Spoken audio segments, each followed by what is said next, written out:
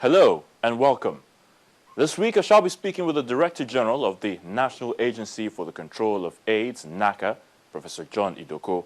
Now, the professor, who hails from Benue State, came into office as the NACA Director General with over 20 years of local and international experience in the area of HIV and AIDS. Since his appointment in April of 2009, how has he been able to steer the ship of the agency by ensuring that the HIV and AIDS pandemic is reduced to the barest minimum in the country? What are the challenges of NACA? Has there been any improvements at all in the HIV prevalence rate in the country so far? And what certainly needs to be done on the part of millions of Nigerians to see that the HIV and AIDS pandemic is adequately curtailed? I'm talking about the youth especially and their lifestyles.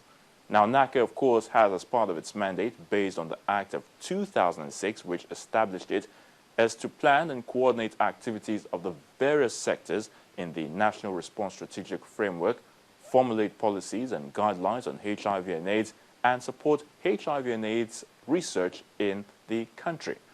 This, no doubt, promises to be an interview you wouldn't want to miss. So stay with us while we move along.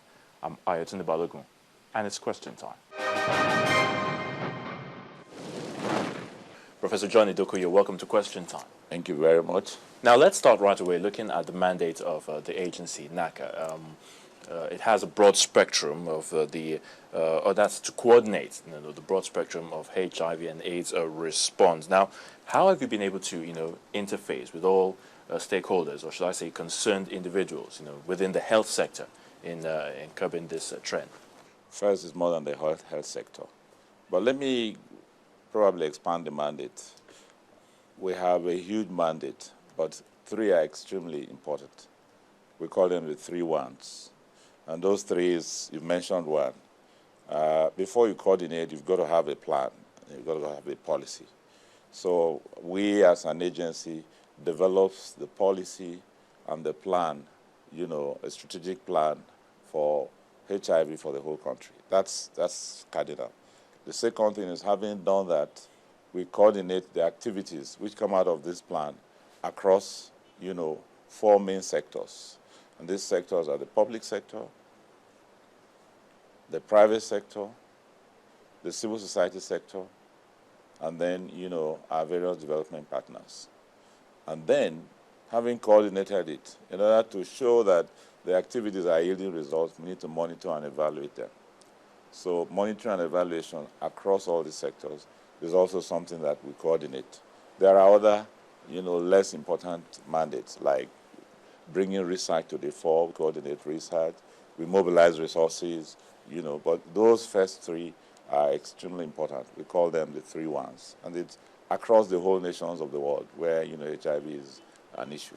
Now, can you tell us, in terms of the policies and programs and projects directed at the, issue of enlightening Nigerians on HIV and AIDS, what has been done in that area?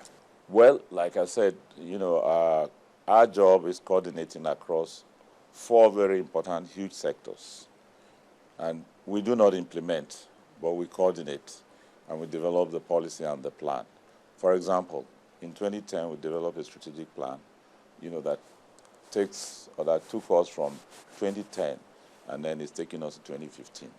And out of this strategic plan, every other person buys into it.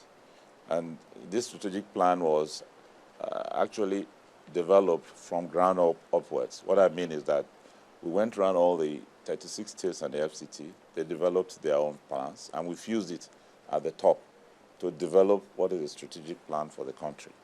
So all our partners, in order for us to be speaking the same voice and acting in the same way, have to develop their own operational plans on a yearly or 2-yearly basis from this strategic plan. So, for example, the USG, which has one of the largest program on HIV/AIDS among our partners, the PEPFAR program, which is the Presidential Emergency Plan for AIDS Relief, they've got to develop their plans out of our plan, because, as you know, we lead, if we're leading in all these plans and policies as a government, then they have to buy into it. And all other civil society, we have many civil society entities, we have a number of networks, and they all have to do the same. NEP1, for example, which is the network of people living with HIV/AIDS. We have CSAN, which is the civil society group. All this have to, everyone, buys, and even NACA itself have to now develop their operational plans from this huge plan. Recently, only recently, we were directed by the president, to develop a 2-year operational plan that will lift, what we are doing to near what we call the universal access targets for this country. And we've just developed that. The president launched it at a huge summit, that took place in July, the Abuja Plus 12 summit. I guess, something we can talk about. So that is called the President's Comprehensive Response Plan on HIV/AIDS. So you can see all this have to come out of the strategic plan that we have. Now, with the assistance of the Leadership Enhanced program, looking at it generally, I mean, in all this talk of trying to ensure that HIV and AIDS is curbed, reduced to the barest minimum, from your own vantage position, do you think that the present government is showing a whole lot of seriousness, in trying to, reduce the scourge? Well, my answer is, if I take the federal government, obviously yes. The government at the center has committed itself and is recommitting itself.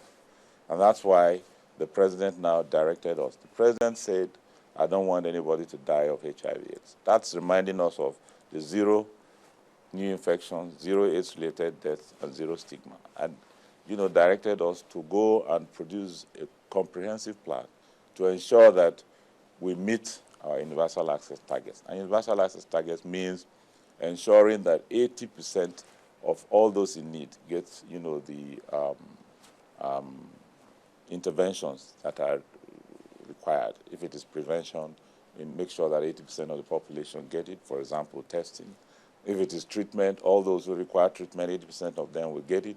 If it is transmission, interruption of transmission of, HIV from positive pregnant women to their babies, in fact, that is 90%. We call that elimination of, transmission of HIV from, mothers to children. In fact, in the last 8 months, we've had 2 meetings with the president and the governors, and that message seems to be getting out to them. And in fact, we're already seeing leadership, from the states.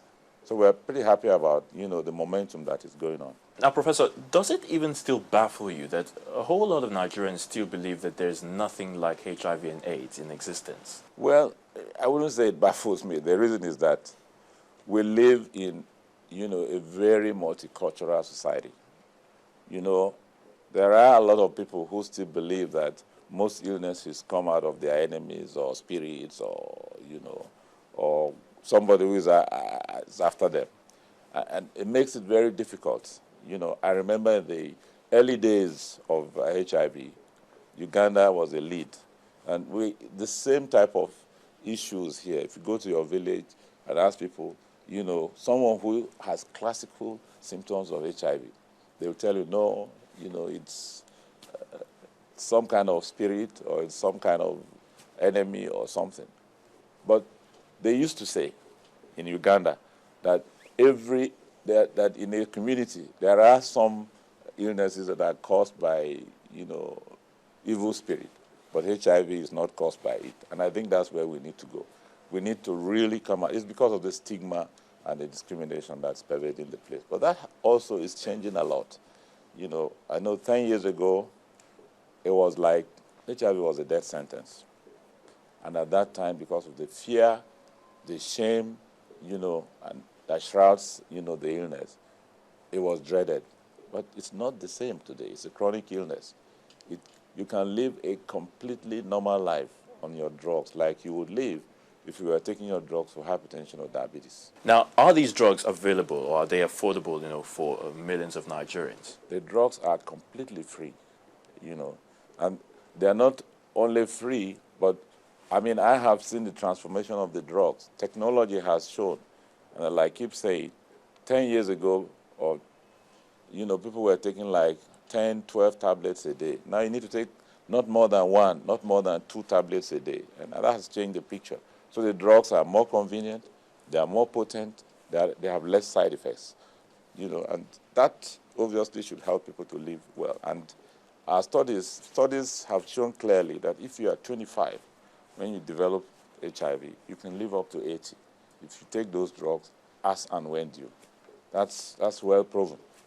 And I can tell you that in my own small experience, there are people that I started treating in 2000, and they're all looking well, they have families, they're at work. So there's no doubt that even though we don't have a cure, this disease can now be managed like any chronic illness, diabetes or hypertension. By the way, they are even related, in a way. All right, Professor, let me take you up on the issue of the pregnant mother-to-child transmission. Of course, while we were speaking earlier, in the course of the program, that seems to have a whole lot of interest, or should I say priority, for the agency.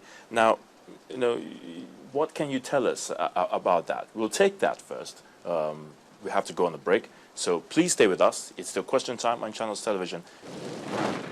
You're welcome back. It's still Question Time on Channels Television. Our guest, Professor John Idoko, the Director General of the National Agency for the Control of HIV and AIDS, or AIDS, that's NACA. He's still here with us. And before we went on the break, we wanted to find out from you, about the pregnant mother-to-child transmission. That you said earlier, in the course of our discussion, is a top priority. So just give us a little bit more explanation on that. For many reasons. That's one, it's really unacceptable, given the technology we have, that a positive pregnant woman should transmit HIV to his or her baby. If you go to the UK, if you go to even less developed places than the UK, they will tell you that they don't know the last time that happened. But the embarrassment we have is that Nigeria has the largest burden of this. We are responsible for almost 29% of the global burden of this. So it's really an embarrassment. The second reason is that it is one of the ways in which the lowest hanging fruit for saving lives. Because if nothing is done to these children, nothing is done. In 2 years, most of them are dead. In 5 years, none of them is alive. And if you want something to be done, if they are positive, then you have to give them drugs. And you can imagine taking drugs from almost when you are born to throughout your life for now, because we don't have a cure. So you see why it's critical for us, to ensure that we address this. Many of the children who die, either as infants or childhood, have HIV. Between 10 and 15% of the women who die giving birth to life die because of HIV or related diseases. So this is really a low-hanging fruit if you want to save lives. And that's why it's critical for us. That's another very important reason. If you look at all the MDGs, HIV is related to all of them, from MDG 1 to MDG 8. But the door to ensuring that HIV gets into all this is through this process. What am I saying? If you take the pregnant woman, in order for us to identify that this woman is HIV positive, she's got to go to antenatal care and remain in antenatal care. Because every woman must be tested for us. There are like 5-6 million pregnancies in this country every year. And obviously, as we've said, if you now can address HIV in that form, it impacts on every other thing. We know clearly that people who have HIV are much poorer. They have issues with hunger.